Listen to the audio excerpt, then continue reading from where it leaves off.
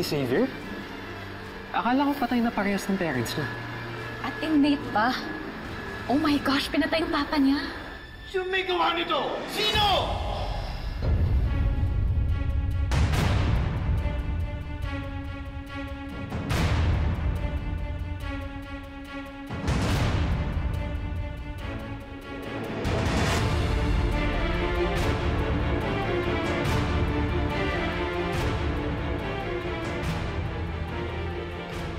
Paano mo nagawa sa akin to?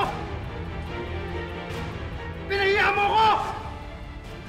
Xavier, sandali!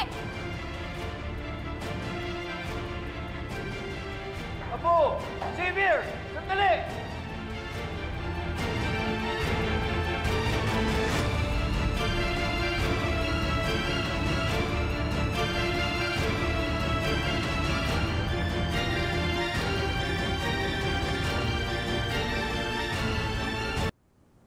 Apo, sandali!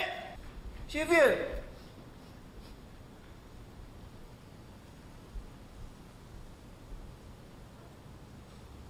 Kapal ang mukha niya, Lo! Kapal ang mukha niya magpakita at umakto na para bang walang nangyari. Kapal ang mukha niya na umasta na para bang normal na parte siya ng buhay ko.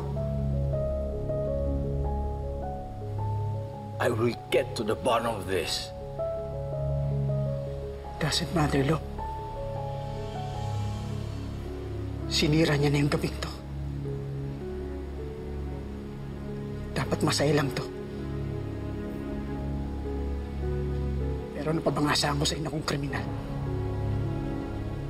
Sa ina ko mamamatay tao. Kailangan ko nalang tanggapin ang taong yun. Hanap lagi ng pagkakataon para sirain. Kuloy ng buhay ko.